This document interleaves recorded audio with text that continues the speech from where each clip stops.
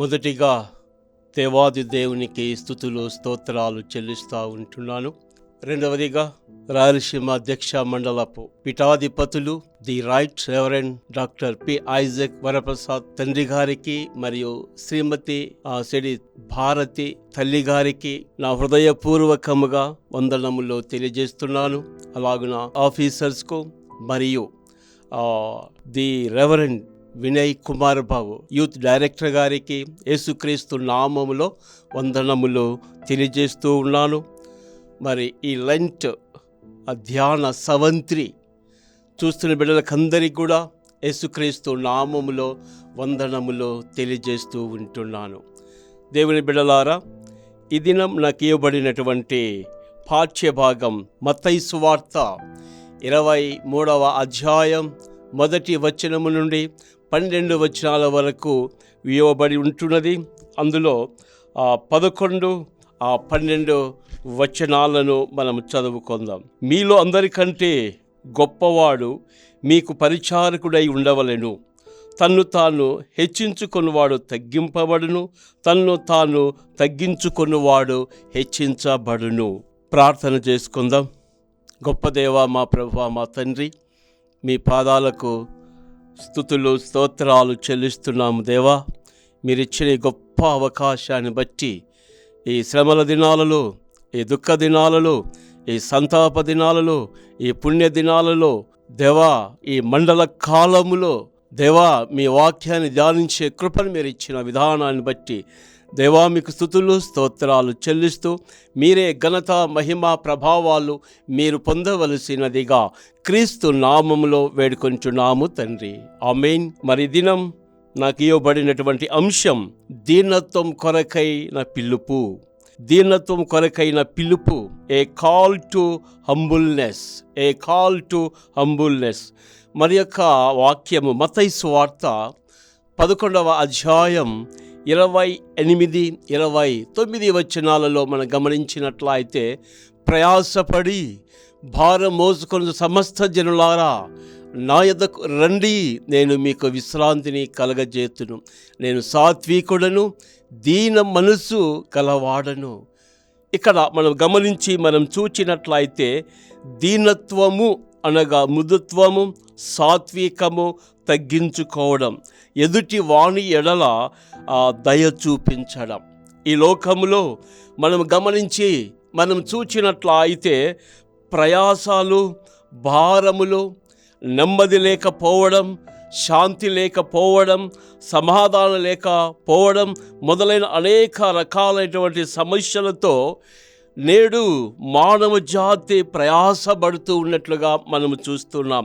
మరి ఈ దినం నీవు ఎలాంటి ప్రయాసాలతో బాధపడుతూ ఉన్నావు? నీ భారాన్ని మోసే దేవుడు మనకున్నాడు. ఇక్కడ మొదటిగా సమస్త జనులారా అనే మాటను మనము చూస్తున్నాం. ఎవరికి విశ్రాంతి అనేసి మనం చూచినట్లయితే ఆయన యొద్దకు వచ్చే వారికి ఇక్కడ ఒక పిలుపు మనకు కనపడుతూ ఉంది, నా యొద్దకు రండి. నీవు ఏ భారమైనా సరే నీవు ఆయన యొద్దకు రావాలి. 29వ వచనంలో రాయబడినటువంటి మాట, ఆయన సాత్వికుడును, దీన మనసు కలిగిన దేవుడుగా ఉన్నాడు. ఆయన సాత్వికుడు, దీన మనసు కలిగినటువంటి దేవుడుగా, ప్రభుగా, రాజుగా ఆయన ఉంటూ ఉన్నాడు. ఆయన 2000 సంవత్సరాల క్రితం ఆయన ఈ లోకంలో జన్మించినటువంటి దేవుడుగా ఉన్నాడు. ఎన్నో ఎన్నో ఎన్నో గొప్ప కార్యాలు, అద్భుత కార్యాలు ఆయన చేసినటువంటి దేవుడుగా ఉంటున్నాడు. ఇక తండ్రి యొద్దకు వెళ్ళవలసిన గడియ వచ్చి ఉన్నదని ఎరిగి ఆయన చేస్తున్నటువంటి ఒక గొప్ప కార్యాన్ని మనం చూచినట్లయితే ఇక్కడ యోహాను సువార్త 13వ అధ్యాయములో మనకు క్లియర్గా కనపడుతుంది. యోహాను సువార్త 13వ అధ్యాయములో 4-5 వచనాలలో మనం గమనించినట్లయితే ఇక్కడ రాయబడినటువంటి మాట, దేవుని యొద్దకు వెళ్ళవలసి ఉన్నదని యేసు ఎరిగి భోజన పంక్తిలో నుండి లేచి తన పై వస్త్రం అవతల పెట్టివేసి ఒక తువాలు తీసుకొని నడుమున కట్టుకొనెను.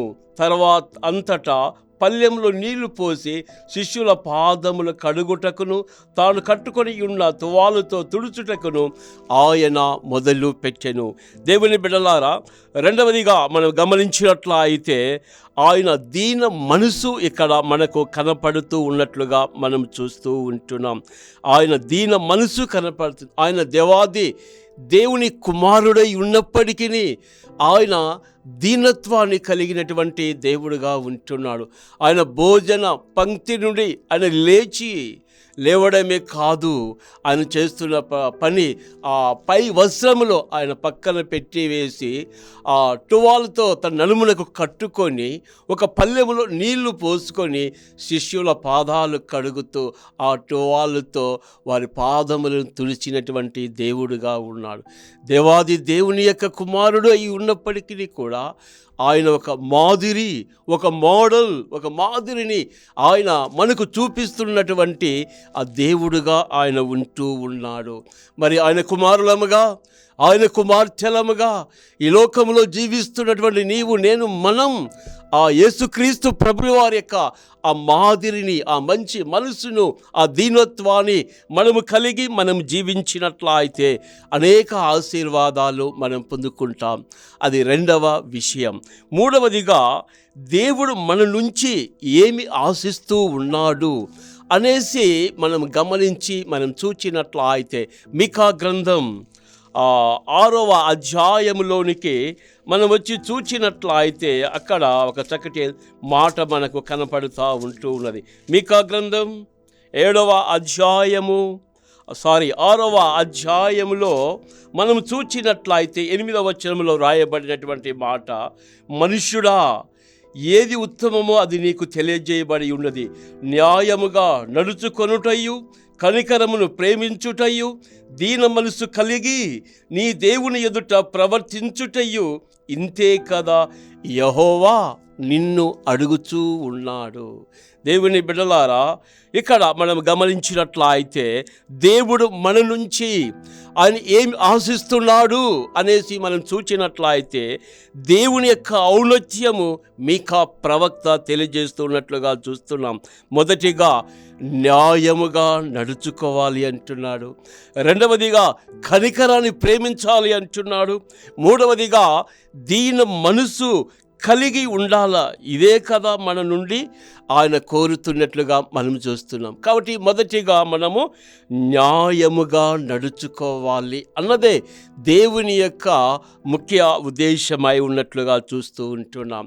అందుకే యెషయా గ్రంథం 61వ అధ్యాయం 8వ వచనంలో రాయబడినటువంటి మాట ఏంటంటే, యెహోవానైన నేను న్యాయము చేయుట నాకు ఇష్టము అంటూ ఉన్నాడు. ఇక్కడ మనం గమనించాలి, యెహోవానైన నేను న్యాయము చేయుట నాకు ఇష్టము అంటూ ఉన్నాడు. దేవుని బిడ్డలారా, న్యాయము చేయుట మన జీవితంలో ఒకవేళ మనం అన్యాయం చేయబడుతున్నామేమో, అక్రమం చేయబడుతున్నామేమో, దేవుడు అంటున్నాడు, యెహోవానైన నేను న్యాయము చేయుట నాకు ఇష్టము అంటున్నాడు. దేవునికి ఇష్టమైంది మన జీవితంలో మనం చేసినట్లయితే ఎన్నో ఆశీర్వాదాలు మనం పొందుకుంటాము. ఆయనకి ఇష్టమైంది మనమున్నాం, మన పిల్లలు మనకిష్టమైంది చేసినప్పుడు మనం ఎంతో సంతోషిస్తాం. వారు అడిగిన దానికంటే కూడా గొప్పవి మనం ఇవ్వటానికి ప్రయత్నం చేస్తూ ఉంటాం. ఇక్కడ దేవుడు అంటున్నాడు, యెహోవానైన నేను న్యాయము చేయుట నాకు ఇష్టము అంటున్నాడు. కాబట్టి దేవునికి ఇష్టమైనది మన జీవితంలో మనము చేసినట్లయితే దేవుని యొక్క ఆశీర్వాదాలు, దేవుని యొక్క దీవెన, దేవుని యొక్క కాపుదల మనం పొందుకుంటాం. శక్యమైతే, సాధ్యమైతే మనము దేవునికి ఇష్టమైనది మనం చేద్దాం.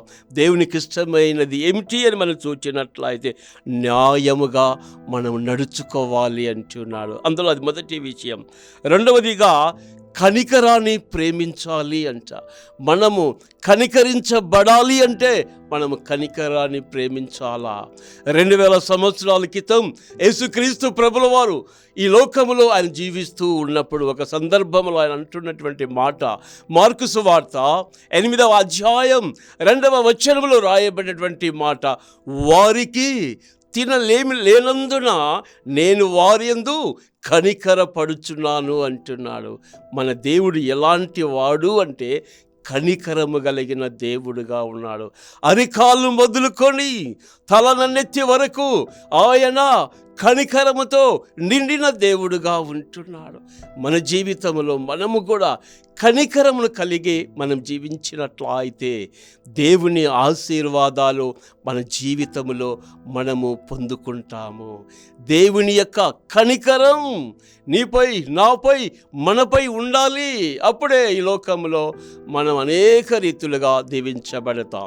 మూడవదిగా మనం గమనించినట్లయితే దీన మనసు కలిగి ఉండాలా. దీన మనసు కలిగి ఉండాలి అన్నదే దేవుని ఉద్దేశం.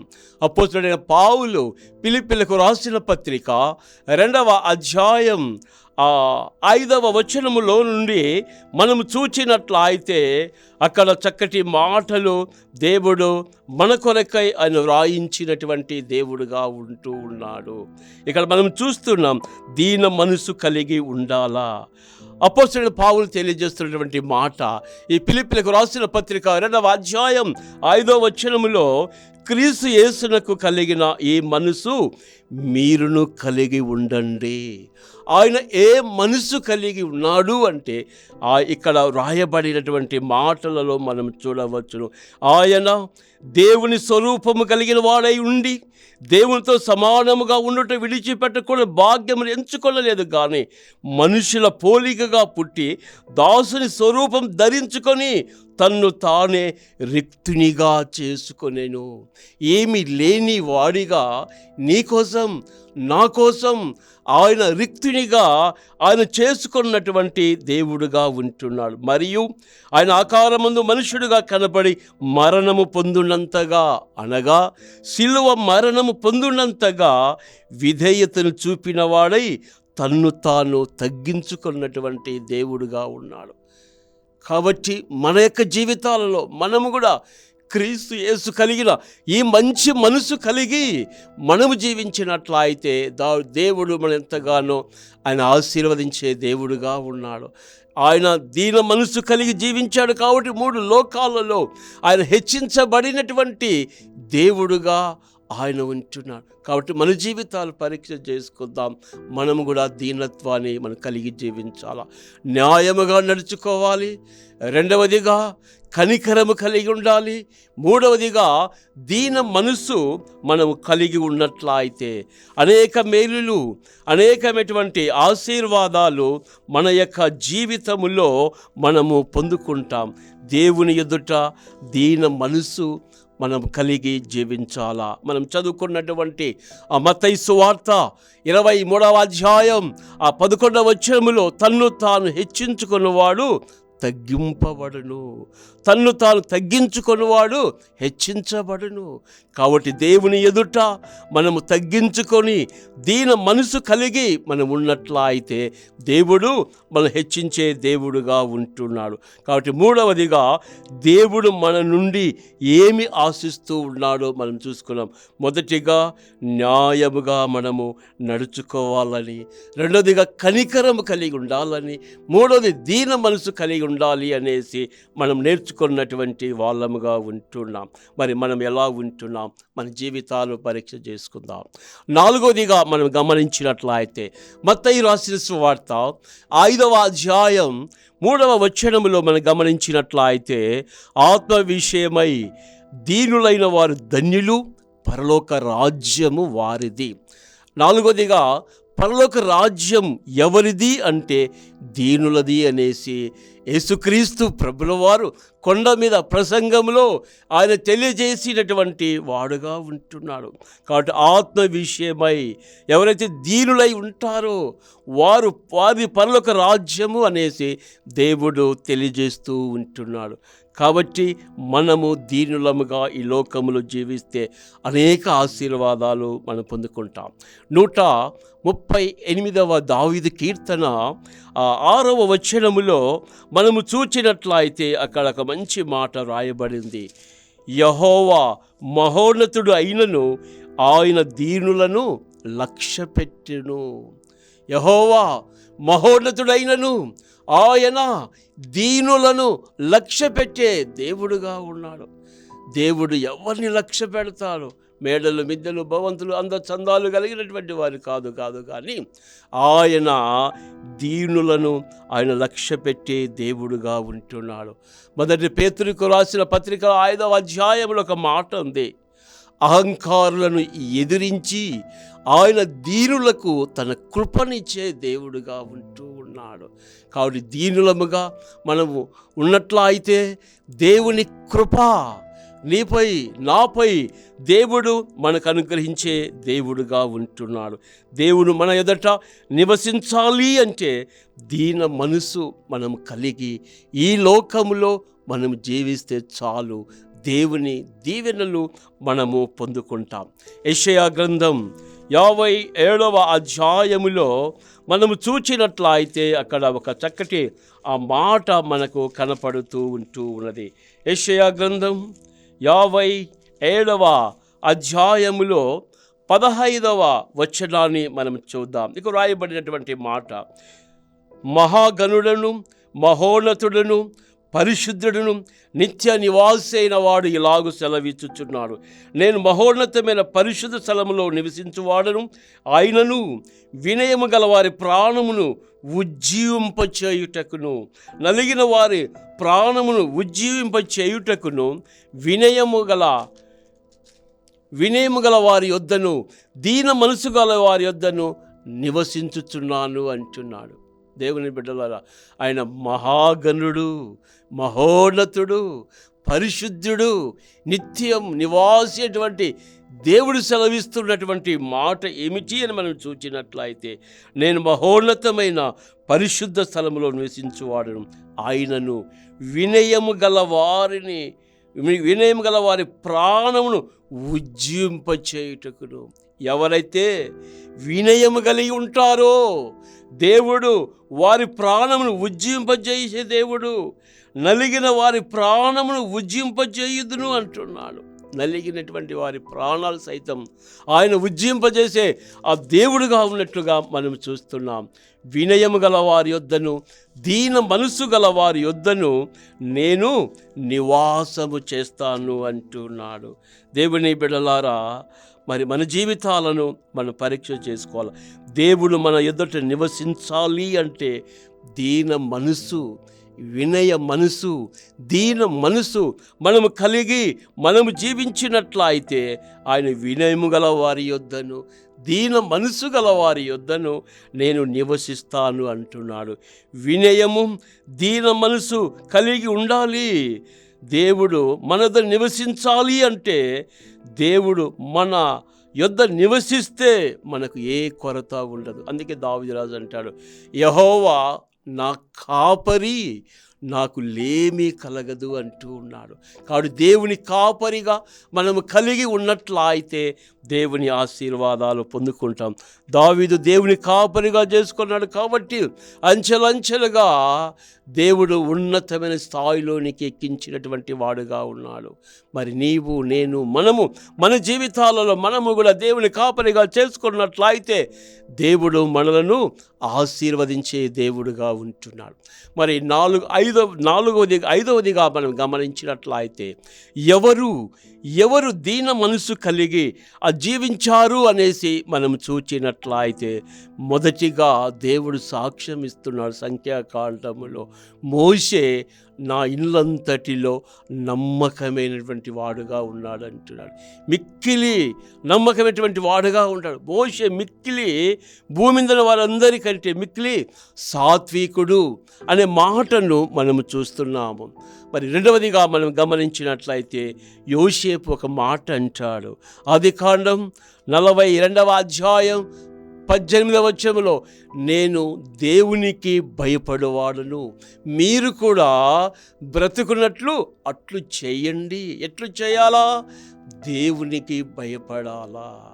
దీన మనసు కలిగి దేవునికి భయపడి మనము జీవించినట్లయితే ఈ లోకములో మనం బ్రతుకుతాము అని దేవుని యొక్క వాక్యములో దేవుడు మనకు తెలియజేస్తున్నటువంటి వాడుగా ఉంటున్నాడు. మరి ఆరోదిగా మనం గమనించినట్లయితే దీనులకు దేవుని యొక్క భరోసా. ఆరోదిగా దీనులకు దేవుని భరోసా. సామెతల గ్రంథం 16వ అధ్యాయం 19వ వచనం రాయబడినటువంటి మాట, దీన మనసు కలిగి దీనులతో పొత్తు చేయుట మేలు అంటున్నాడు. నీకు మేలు కలగాలి అంటే మొదటిగా నీవు దీన మనసు కలిగి దీనులతో నీవు మంచిగా ఉన్నట్లయితే దేవుడు తన మేలులు నీకు చూపించే దేవుడుగా ఉన్నాడు. అది మొదటి విషయం. అందులో రెండవదిగా సామెతల గ్రంథం 3వ అధ్యాయం 34వ వచనములో మనం చూచినట్లయితే దీనుని ఎడల ఆయన దయ చూపించే దేవుడుగా ఉన్నాడు. ఎవరైతే దీనత్వం కలిగి ఉంటారో, దీనుడుగా ఉంటాడో, దేవుడు వాని యందు దయ చూపించే దేవుడు. దేవుడిని యందు దయ చూపించాలి అంటే నీవు దీనుడివిగా ఈ భూమి మీద జీవించాలి అన్నదే దేవుని ఉద్దేశమై ఉంటూ ఉన్నది. మరి మూడవదిగా దీనులకు దేవుని భరోసా మనం గమనించినట్లయితే లూకా సువార్త 1వ అధ్యాయం 30వ వచనములో మనం గమనించినట్లయితే దీనులకు కృపను అనుగ్రహించును. ఎవరికి దేవుని కృప ఉంటుంది అంటే దీనులకు. దేవుని యొక్క దేవుని యొక్క వాక్యము దీనులకు కృపను అనుగ్రహిస్తాను అంటూ ఉన్నాడు. కాబట్టి దేవుని బిడ్డలారా, ఈ లోకంలో జీవిస్తున్న నీవు, నేను, మనం దీనులముగా ఉండాలి. మరి నాలుగోదిగా మనం గమనించినట్లయితే లూకా సువార్త 1వ అధ్యాయం 47వ వచనములో మనము చూస్తే అక్కడ చక్కటి మాట, ఆయన తన దాసురాలి దీన స్థితిని కటాక్షించును. ఆయన దీన స్థితిలో ఉన్నటువంటి వారిని కటాక్షించే దేవుడు, కాపాడే దేవుడుగా ఉన్నాడు. కాబట్టి మనము దీనులముగా ఈ లోకంలో జీవించాలి. 5వదిగా లూకా సువార్త 1వ అధ్యాయం 52వ వచనములో మనం గమనించినట్లయితే సింహాసనము నుండి బలవంతులను పడదోసి దీనులను ఎక్కించే దేవుడు. సింహాసనము నుండి బలవంతులను త్రోసివేసి దీనులను ఆయన ఎక్కించే దేవుడుగా ఉంటున్నాడు. మరి దీనులకు దేవుడిస్తున్నటువంటి భరోసా ఏమిటి అని మనం గమనించినట్లయితే 5 విషయాలు. మొదటిగా నీకు మేలు కలగాలి అంటే నీవు దీనత్వాన్ని కలిగి ఉండాలా. రెండవదిగా నీవు దేవుని దయను పొందుకోవాలి అంటే దీనత్వాన్ని కలిగి ఉండాలా. మూడవదిగా నీకు దేవుని కృప కలగాలి అంటే నీవు దీనత్వాన్ని కలిగి ఉండాలా. నాలుగవదిగా నీకు దేవుడు నిన్ను కాపాడాలి అంటే నువ్వు దీనత్వాన్ని కలిగి ఉండాలా. 5వదిగా దేవుడు నిన్ను సింహాసనం ఎక్కించాలి అంటే నీవు నువ్వు దీనత్వాన్ని కలిగి జీవించాలా. కాబట్టి ప్రియా దేవుని కుటుంబమా, దేవుని బిడ్డలారా, మన జీవితాలను మనం పరీక్ష చేసుకుందాం. ఈ శ్రమల దినాలు, ఈ దుఃఖ దినాలు, ఈ సంతాప దినాలు, ఈ పుణ్యక దినాలు దీనత్వాన్ని కలిగి మనం ప్రార్థన చేస్తున్నట్లయితే దేవుడు మన ప్రార్థనలు విని మన ప్రార్థనలకు ఆయన జవాబిచ్చే దేవుడుగా ఉంటూ ఉన్నాడు. కాబట్టి దీనత్వాన్ని కలిగి ఈ లోకంలో జీవించటానికి మనము ప్రయత్నం చేద్దాం.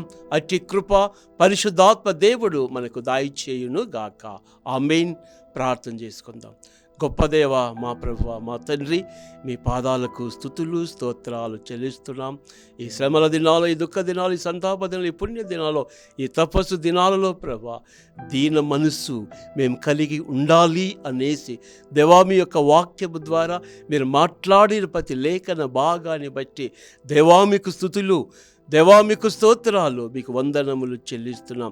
విన్న వాక్యాన్ని ప్రభువా మీరే నీరు గట్టి ఫలింపచేయుమని, ఘనత మహిమ ప్రభావాలు మీరే పొందుమని క్రీస్తు నామములో వేడుకుంటున్నాము తండ్రి. ఆమేన్. మన ప్రభువైన యేసు క్రీస్తు కృప, తండ్రి అయిన దేవుని యొక్క ప్రేమ, పరిశుద్ధాత్మని కనిన సహవాసము, ఆయన తోడు, ఆయన నీడ, ఆయన కాపుదల ఇప్పుడు ఎల్లప్పుడూ సదాకాలం మనకు తోడై ఉండును గాక. ఆమేన్. సిలువే నాశరా నాయనురా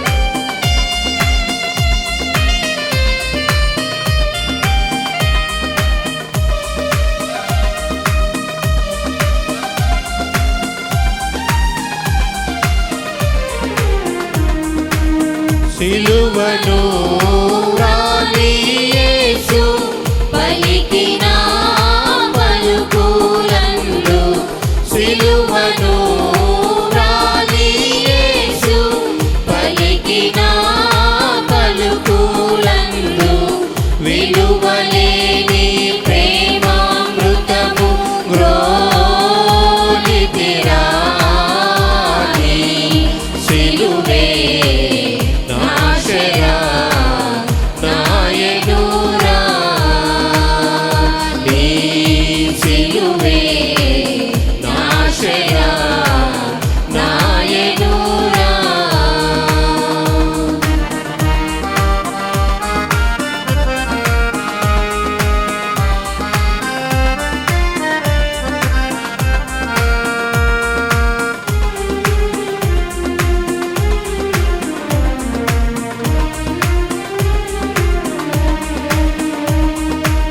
సిలువను చూచు కొలది శిల సమానమైన మనసు సిలువను చూచు కొలది శిల సమానమైన మనసు నలిగి కరిగి నీలగుచున్నదిరా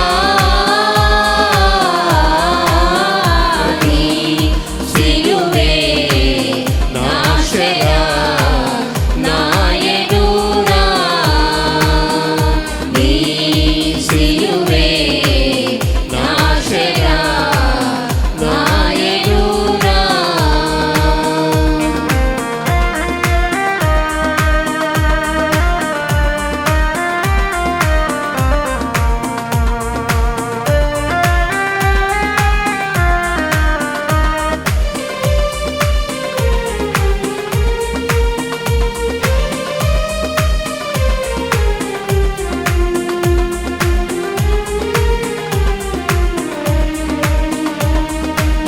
సిలువను తరచి తరచి విలువ కందకరాని నీ కృప సిలువను తరచి తరచి విలువ కందకరాని నీ కృప కలుషమెల్లను బాపద జాలునురా సిలువే నాశరా